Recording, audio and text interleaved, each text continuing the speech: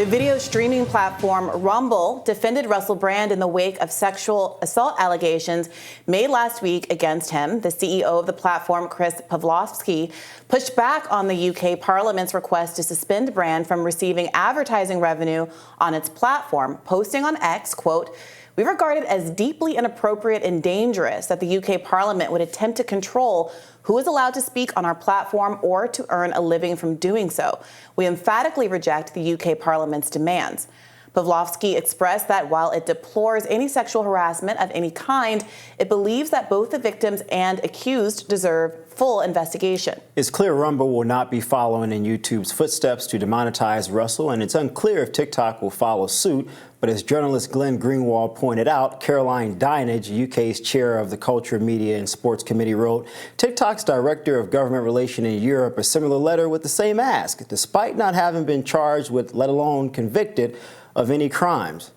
I mean, Brie, that's crazy. Yeah. For the government to really start sending letters to social media companies saying, well, wait a minute here, is this guy monetized on your platform? Talk about government overreach. Yeah, yesterday we were talking to Max Blumenthal about what would happen if the government hypothetically were involved. And at that time, we didn't know what the source of some of this stuff was. And I agree that hypothetically that would be an incredible overreach. Now we have evidence that the government of the UK is reaching out specifically asking for its citizens to be demonetized because not that they've been proven in a court of law that anything happened, not that they said or did anything on the site that violates the terms of service, but because of a number of allegations that have arisen from some years ago, some of which were not a secret, some of which Russell Brand had talked about or alluded to in his book as he talked about his journey from being someone who was an addict, who had been struggling with misogyny and with other kinds of vices, to where he is today in a more kind of spiritual place. So, I mean, it is a kind of a tell, because when the story first broke, there were those that I would argue perhaps rushed to Russell Brand's defense, perhaps too quickly. Mm-hmm. I personally would take the approach of saying, well, I don't know one way or the other what happened, so let's just maintain a status quo. But in defense of him, they were arguing that he's being targeted because of the nature of the commentary that he puts out on Rumble and on YouTube, and that the powers that be want to silence him the same way that sexual assault or rape allegations were used against Julian Assange. There was a leftist congressional candidate out of Massachusetts this happened to. There was a New York City mayoral candidate that this happened to.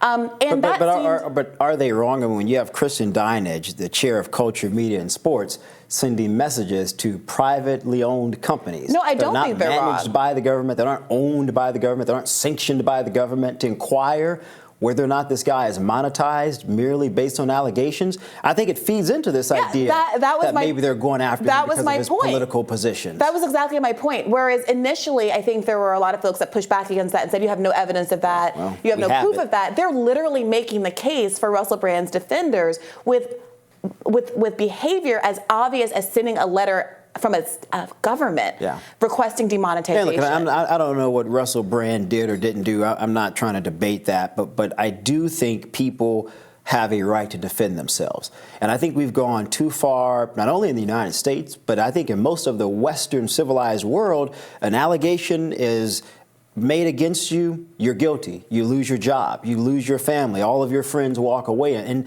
what happens when sometimes those allegations are disproven? I mean, let's think about Johnny Depp, for example. I know one of his lawyers personally, and the financial implications of what Depp went through, he's still trying to recover from that. So it doesn't matter if you prove your innocence in a court of law, you're still going to feel the ramifications financially. And these folks just don't care. And I think that people should be able to file suit against individuals who make allegations that are proven to be false.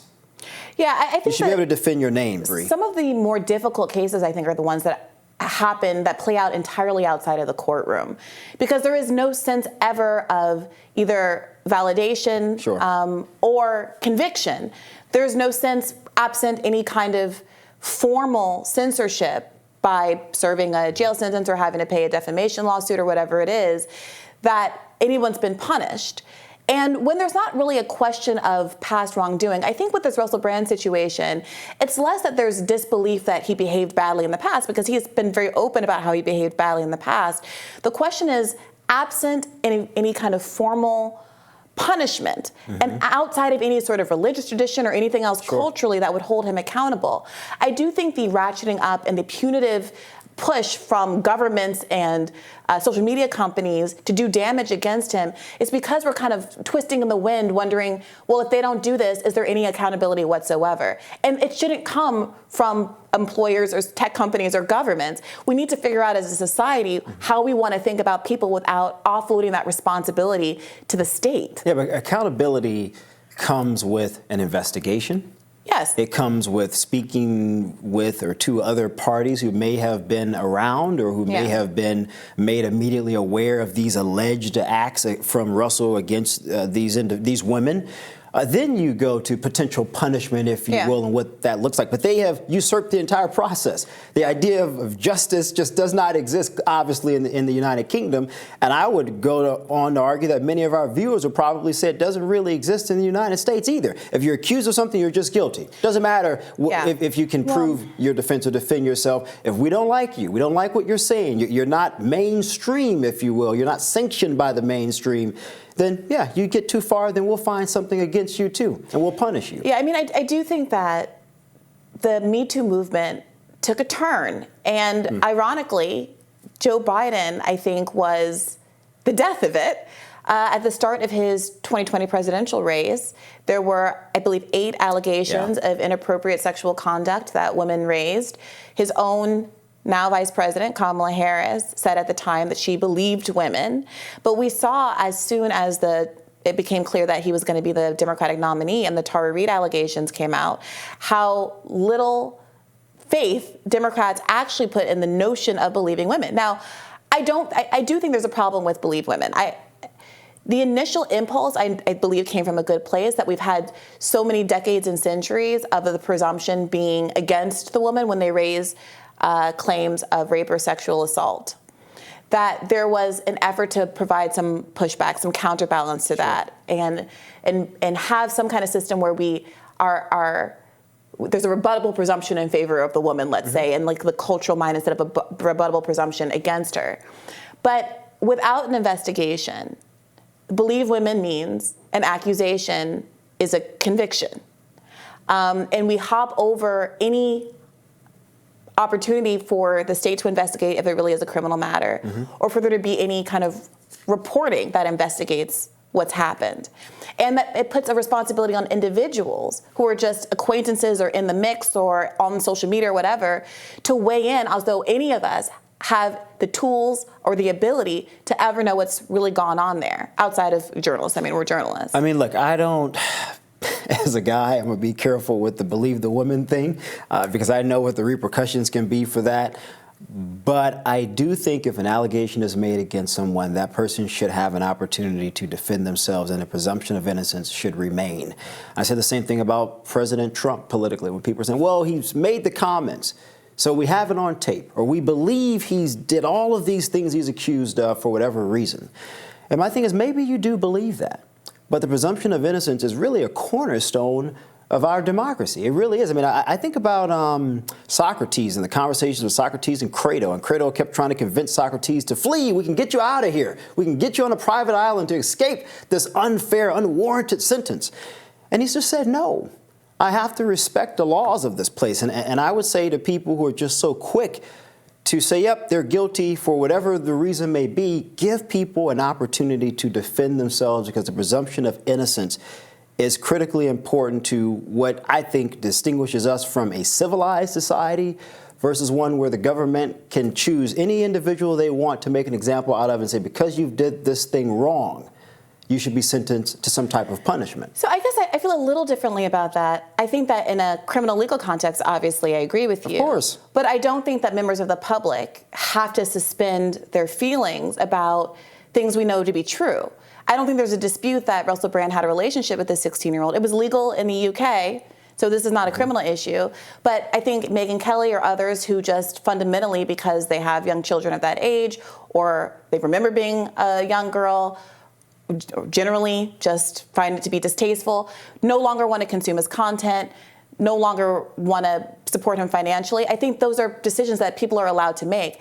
For me, the problem is trying to take one's own personal beliefs and assessments and impose them broadly on a person by getting broader public buy-in by saying, well, you have to do what I have to do because Twitter's on my side, because YouTube's on my side, because the UK Parliament is on my side, and they're going to force you to behave toward Russell Brand the same way I'm choosing to behave by literally demonetizing him. But isn't that the fallacious argument that we hear all the time, this appeal to emotion, right? We just suspend your logic. Literally suspend those things. Don't think about, does A, B, and C add up? Does 1 + 1 = 2? Michael, there is stuff here that's... How do you feel about this? And just react with how you feel merely. And I think the end result of that will always be a disaster. We see this in our own country. All I'm saying is that I think it's perfectly legitimate. There's stuff here that Russell Brand, and this is what I was trying to get across to Max Blumenthal yesterday. There's stuff that is not conjecture, that he's admitted to, that's enough to make a lot of people not want to hang out with him anymore or watch his content anymore. A lot of that stuff was already out there, and people didn't care about it because he has actually spoken pretty honestly about a lot of the distasteful things from his past. And frankly, I think that we on the left believe in a sort of redistributive justice model, rehabilitation, not tarring people forever for Trump? For the rest of their... If that's the case for people on the left. I don't know how true that is, Brie. Rehabilitation requires real penance and introspective and absolution. And who gets to decide that? Well, I don't know who gets to decide it, but I don't see any evidence that Donald Trump has ever said, I'm sorry, I regret my past behavior. Russell Brand has. To his credit, Russell Brand has really engaged meaningfully in some spiritual work to talk about how he's not proud of the man that he used to be. So I take a big issue with the request being, the allegations being anonymous. I think that's a huge part of why this feels so unsavory, that he doesn't have an opportunity to confront his accusers, to vet the evidence. And as I said, I think yesterday on the show, when you are a famous person, the reputational damage matters so much more to you than an anonymous financially person. I mean, it's insane, the impact of this, and people just, I mean, it's difficult to really quantify what this will do. And even if you do somehow get over this, people will still always have in the back of their minds, well, did he really do it? Should we really work with him? Should we really bring him on set around other women? Remember what they said about him a couple years ago. We don't think about the next decade or so because people are only thinking about now. But this is the reality that people on the political left have created. They fostered this really disgusting environment that is destructive to people's lives. And now it's eating their own. Russell Brand isn't a conservative. He's not on my side of the ideological perspective, in my opinion. And yet they're seeing the chickens come home to roost, and they have to deal with that, in my opinion. Yeah, I mean, I guess I don't, given how frequently this has been weaponized by liberals and centrists, I see this as an establishment weapon as opposed to a left weapon. The Massachusetts congressional candidate Alex Morris that I mentioned before, he was a left candidate that was targeted by liberals. Shahid Buttar was a left challenger to Nancy Pelosi who was hit with similar allegations. Julian Assange, I'm seeing this come from, it's a tool that's being used to maintain a status quo. And we see someone like Joe Biden, who is the status quo, the tool is no longer deployed. And so I do think that anybody who is challenging the establishment needs to worry about getting these kind of accusations first and foremost. And I do think the lessons are being learned here about the limits of some good faith efforts to protect the interests of women that historically have not been protected by our criminal justice system. I'm not convinced, and I'm not sure if our viewers are convinced that people on the left have learned a lesson. I mean, I was just in the Midwestern state 2 weekends ago, and I spoke with everyday Americans, and we were talking about some of the persecution, as one woman described it, of Donald Trump. And of other conservative-leaning individuals and Americans and teachers. I mean, the FBI coming to people's homes at 9 o'clock at night, moms who don't necessarily like some of the gender ideology that's being taught in certain schools. This was her argument, not necessarily mine. And so I'm not sure that people on the left with power and influence have learned a lesson. And I don't think they're going to learn a lesson which is what Trump's point is. I don't think a lesson will be learned until ththose forces are used against them. Sure, Michael, I think that we're having a semantic difference about what we consider to be the left. I have been loudly articulating a desire to defund the FBI. It is leftists who have been disproportionately the focus of FBI attacks, murders, since the civil rights era, since socialists and communists that fought for our labor rights in the 30s and 40s were attacked, since the Red Scare in Hollywood and all those kinds of things. So I do think that I might agree with you if you change the word liberal to left. I think this is mostly a semantic debate. But stick around. We'll have more Rising for you right after this.